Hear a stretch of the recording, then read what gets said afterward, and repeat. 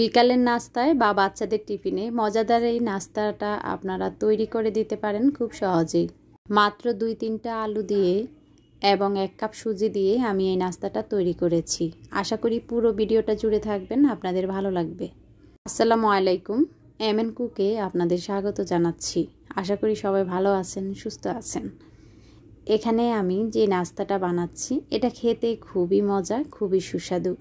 দেখতেই পাচ্ছেন এগুলা দেখতেও কিন্তু খুব লোভনীয় লাগছে, খেতেও কিন্তু তেমনই মজা। এই পিঠার সাথে আপনারা সস ইউজ করতে পারেন। তো এখানে আমি এটা তৈরি করার জন্য নিয়েছি 3টা আলু, 2টা পেঁয়াজ আর কিছু কাঁচামরিচ।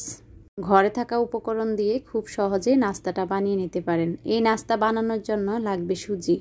বুঝতেই পারছেন হঠাৎ করে মেহমান চলে এসেছে, খুব ঝটপটভাবেই আপনি এই নাস্তাটা বানিয়ে নিতে পারবেন।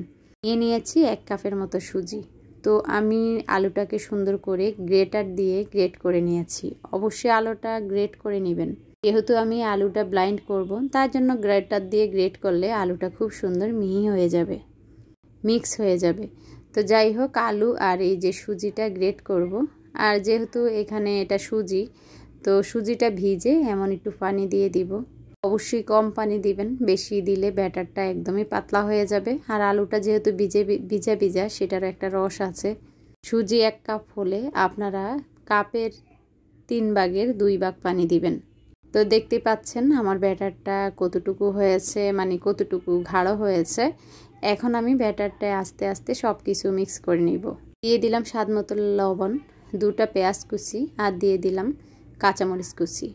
ঝালটা আপনারা বুঝে শুনে দিবেন। আমি একটু ঝাল ঝাল বানাবো, তার জন্য আর একটু এখানে চিলি ফ্লেক্স ইউজ করেছি। তারপর আমি এখানে দিয়ে দিচ্ছি পাঁচফোড়ন। আস্তা পাঁচফোড়নটাই দিবেন, খেতে ভালো লাগবে। দিয়ে দিলাম এখানে জিরে বাটা, জিরে বাটা না, জিরে গুঁড়া। এখন আমি হাত দিয়ে ভালো করে এটাকে কষলে কষলে একটু মথে নিচ্ছি, তাহলে পেঁয়াজ কুচিটা একদমই এটার সঙ্গে মিশে যাবে। দেখতে পাচ্ছেন কিভাবে হাত দিয়ে চটকে নিয়েছি। এখন আপনাদেরকে দেখাচ্ছি এটা মিশানোর পর কেমন হচ্ছে। এই যে এরকম। তো যখন আপনি এটা খাবেন, পেঁয়াজ এবং মরিচটা একটু কামড়ে কামড়ে লাগবে, খেতে কিন্তু ভালো লাগবে। তারপর আমি এখানে একটা খাস সিস্টেম তাওয়া বসিয়ে দিয়েছি। আপনারা চাইলে এখানে খাস সিস্টেম যদি না বানান, সরাসরি কড়াইয়ের মধ্যে দিয়ে দিবেন, তাতে একটু এই বড়াগুলা একটু বড় সাইজের হবে। তা আমার যেহেতু এখানে একটা চাষ আছে, সেটাতে আমি দিয়ে দিচ্ছি। একটু ছোট ছোট আকৃতির, দেখতে একটু ভালো লাগবে। অবশ্যই যেই খোলা বা তাওয়াতে বা কড়াইতে ইউজ করবেন, সেখানে একটু তেল মেখে নেবেন। আমি কিন্তু প্রতিটা চাচের ভিতরে একটু একটু তেল দিয়ে দিয়েছি।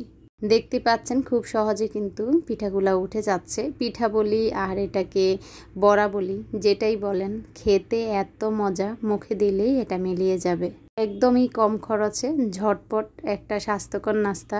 এখানে আলু এবং সুজি আছে, তো বুঝতেই পাচ্ছেন এটা কিন্তু পেট ভরা একটা নাস্তা। বাচ্চাদের টিফিনে বা সকালের নাস্তায় বা বিকালের নাস্তায় আপনারা এটা খেতে পারেন। এটার সঙ্গে সস বা মাংসের তরকারি আরও ভালো লাগবে। আমি বাচ্চাদের একটা সস তৈরি করে দিয়েছি, যেটা আসলে আপনাদের সঙ্গে শেয়ার করা হয়নি। তো এই তো আমি পিঠাগুলা এক এক করে উঠিয়ে নিলাম।